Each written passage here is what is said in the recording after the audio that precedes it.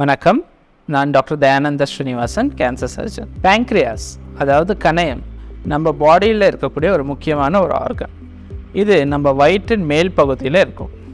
நம்மளுக்கு நார்மலான டைஜஷன் ப்ராசஸ்க்கு இது ரொம்ப முக்கியமானதாக இருக்கும். நம்ம டைஜஷன் ப்ராசஸோடு சேர்த்து இந்த பேங்க்ரியாஸ்லேருந்து சுரக்கக்கூடிய பல ஹார்மோன்ஸில் ஒன்று தான் இன்சுலின்.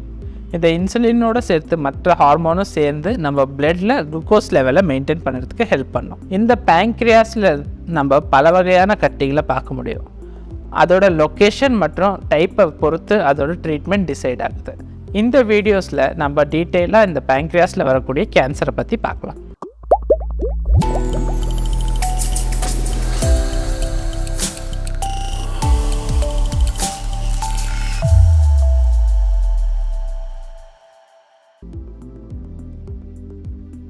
இந்த பேங்க்ரியாஸ்லேருந்து வரக்கூடிய டைஜஸ்டிவ் ஜூஸ், லிவர்லேருந்து வரக்கூடிய பைல் ஜூஸ், இது ரெண்டுமே சேர்ந்து நம்ம ஸ்மால் இன்டெஸ்டைன்னு சொல்லக்கூடிய டியோடினம் பகுதியில் வந்து சேருது.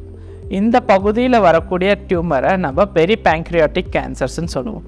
இந்த பெரி பேங்க்ரியாட்டிக் கேன்சர்ஸில் என்ன இம்பார்ட்டண்ட்டான திங்குன்னா, இந்த பைல் ஜூஸ் மற்றும் பேங்க்ரியாட்டிக் ஜூஸை பிளாக் ஆகிறதுனால அதுக்கு பல வகையான சிம்டம்ஸ் ஏற்படும். இந்த பெரி பேங்க்ரியாட்டிக் கேன்சர்ஸ்க்கான சிம்டம்ஸ் என்னன்றது இப்போ பார்க்கலாம். மெயினாக இந்த பெரி பேங்க்ரியாட்டிக் கேன்சர்ஸில் நம்ம பார்க்கக்கூடிய சிம்டம் என்னன்னா, மேல் வயிற்று பகுதியில் வலி ஏற்பட்டு அது நடு முதுகுக்கு பரவலாம். ரெண்டாவதாக, இந்த பைல் ஜூஸ் பிளாக் ஆகிறதுனால ஜாண்டிஸ் ஏற்படலாம், கண் மஞ்சள் நிறத்தில் மாறலாம், யூரின் மஞ்சளாக மாறலாம், ஸ்கின்னில் அரிப்பு ஏற்படலாம், மோஷன் வெள்ளையாக போகிறது பார்க்கலாம்.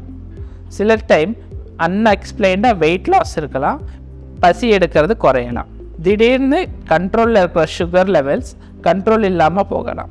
இதெல்லாமே இந்த பேங்க்ரியாட்டிக் கேன்சருக்கான சில சிம்டம்ஸ். இந்த மாதிரி சிம்டம்ஸ் இருந்துச்சுன்னா உடனே நம்ம டாக்டர் கன்சல்ட் பண்ண வேண்டியிருக்கும். டாக்டர் சப்போஸ் ஜாண்டிஸ் இருந்துச்சுன்னா சில பிளட் டெஸ்ட் பண்ணுவாங்க. அந்த பிளட் டெஸ்ட்டை தான் நம்ம லிவர் ஃபங்க்ஷன் டெஸ்ட்டுன்னு சொல்லுவோம். இந்த லிவர் ஃபங்க்ஷன் டெஸ்ட்டில் நம்மளுக்கு அது அப்ஸ்ட்ரக்டிவ் ஜாண்டிஸ் ஆனது தெரிய வரும்.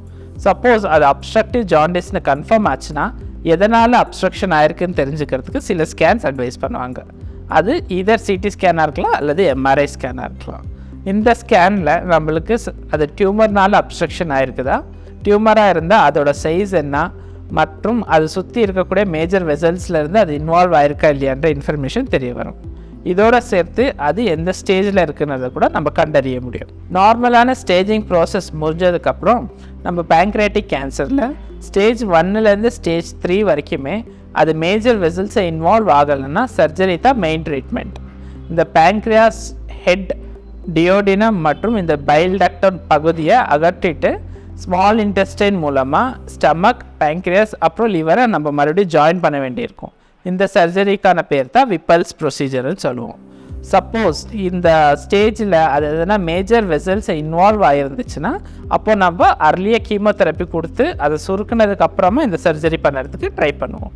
இந்த சர்ஜரியில் நம்ம அகற்ற டிஷ்யூவை டெஸ்டிங் அனுப்புறது மூலமாக ஃபர்தராக எதனா கீமோதெரப்பி தேவையா இல்லையான்றதை டிசைட் பண்ணுவோம்.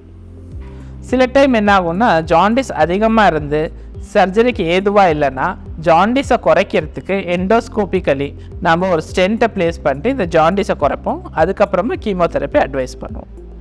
இதுவே இது ஸ்டேஜ் 4ல் டயக்னோஸ் ஆச்சுன்னா சர்ஜரிக்கு ரோல் கிடையாது, வெறும் கீமோதெரப்பி அல்லது இம்யூனோதெரப்பி தான் ஆப்ஷன். பேங்க்ரியாஸில் சில நேரம் டெயில் பகுதியில் சில வகையான கட்டிங்க வரலாம். அதை நம்ம ஃபங்க்ஷனல் டியூமர் அல்லது எண்டோக்ரைன் டியூமர்ஸ்ன்னு சொல்லுவோம்.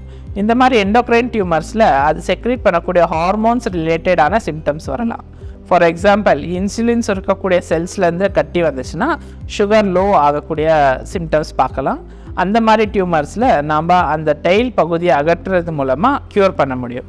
அதை வந்துட்டு டிஸ்டல் பேங்க்ரியாடெக்டமின்னு சொல்லுவோம் அல்லது நியூக்ளியேஷன் ப்ரொசீஜர்னு சொல்லுவோம். இப்படி பேங்க்ரியாஸில் பல வகையான கட்டிங் இருக்கும். அந்த லொக்கேஷனை பொறுத்து அதோட ட்ரீட்மெண்ட் டிசைட் ஆகும். உங்களுக்கு பேங்க்ரியாஸ் ரிலேட்டடாக எதனா வேறு கொஷின்ஸ் இருந்துச்சுன்னா கமெண்ட் செக்ஷனில் பதிவு பண்ணலாம். நன்றி.